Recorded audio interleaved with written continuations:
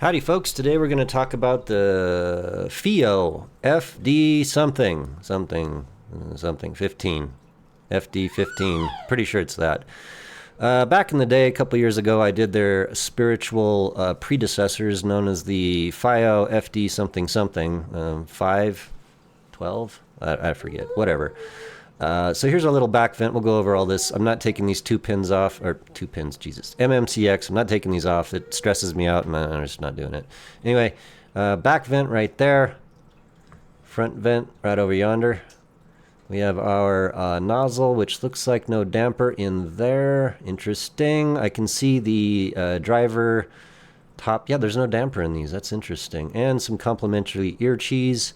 And I think these unscrew. Yeah, oh, they do. Very cool. So we can look inside. Let's do that. Yeah. Cool. Oh, that is an interesting driver. What am I looking at? Really? You know, I think these have a waveguide in front of the driver. I think that's what that is. It's like an extra piece of metal that's not part of the driver. Maybe. Huh. Weird. Definitely one of the more interesting setups for a one dynamic driver. So upon listening to these, I would have to say that they're going to be something like beryllium or some type of metal coating on the driver itself.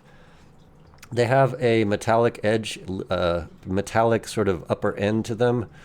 That's very, very typical for beryllium coated or something like, I don't know, metal coated. We'll just say that. And also, they have that wonderful Indian jewelry type of aesthetic going on. It's a little better than the last one, the FD somethings.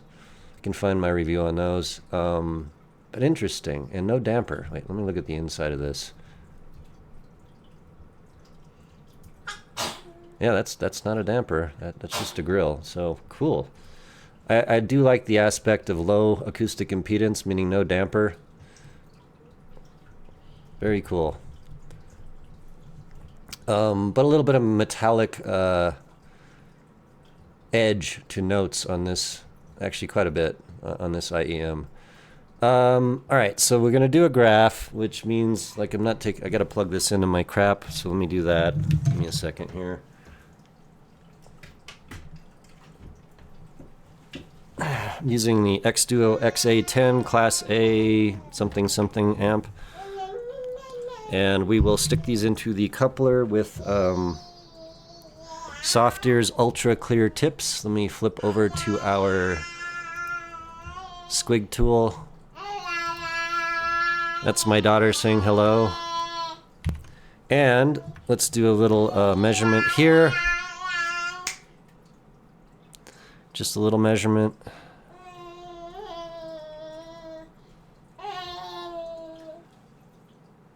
Okay, there we go.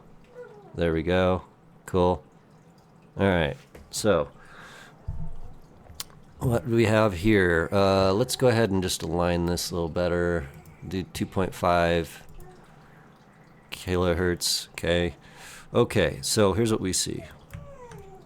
Like I said, these come across as having a little bit of a metallic sheen to all the notes. So we have about 8 decibels of ear gain centered at 2.5K. Excuse me, we extend out to 4,500, 4.5. Got a big old dip going down slightly below the mid-range.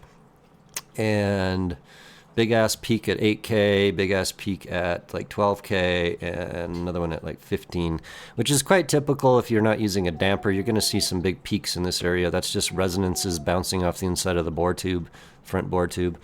And then for bass, we have about 5.6, something like that. I would prefer probably a little more bass on these guys. It, I think, would balance a little bit better. So like, these are interesting set. They are reasonably tuned.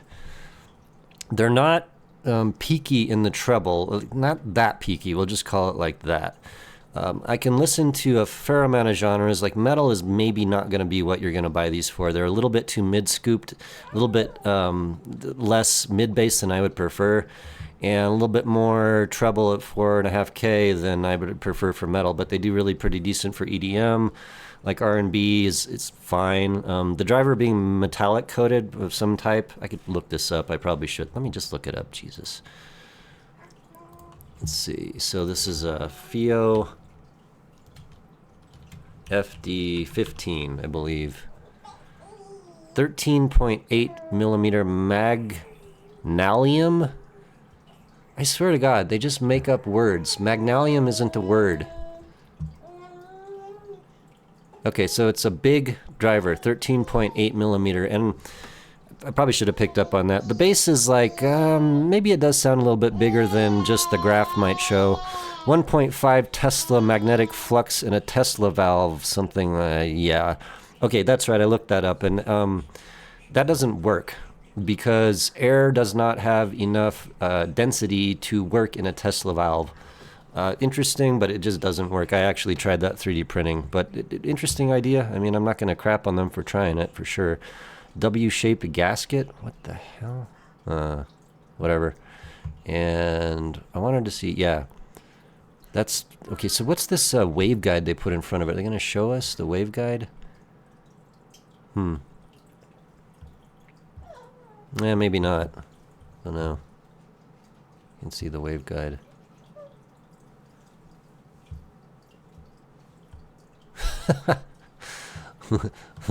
Sorry, there's just the words in here. Magnalium diaphragm, so... What the hell? Well, it's some type of metal. Magnalium. Oh, okay, okay. It's magnesium and aluminum. All right, so fine. Definitely metallic coated. All right. So, you know, these do have what appears to be more extension. They have a little bit more detail and air factor compared to like the Fiio, the Dunu Kima 2 and the Kailua and the other ones I've been recently checking out. But that in turn, a little bit extra air gives you a little more metallic tinge to notes. And that can work or not work depending on the genre that you enjoy.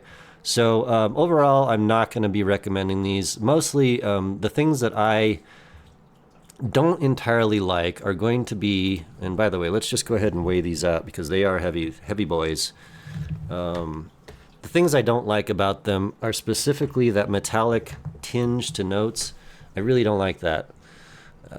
Most high-end headphones, although you get a lot of air factor, you're not going to get a metallic tinge to things and stuff like that. Anyway, let's go ahead and weigh these out. Let's see. Yeah, 14 grams, sorry. 14 grams, including the cable. I'll pick the cable up a little, so maybe like 13, I don't know, something like that. Very heavy steel, dense IEMs. Reasonably decent fit, but I just, like, I make them out of aluminum, guys. You're driving me crazy with this weight stuff. So overall, not a wreck. I do appreciate the fact they're trying some new things. Tesla valve, which probably doesn't work in my opinion. No damper, very high, low acoustic impedance. I think you can change the nozzles on these. I don't think I got any other. Maybe I did. I don't remember. Anyway, so pretty cool. Not too bad, but no wreck. Fiio, we can do a little bit better.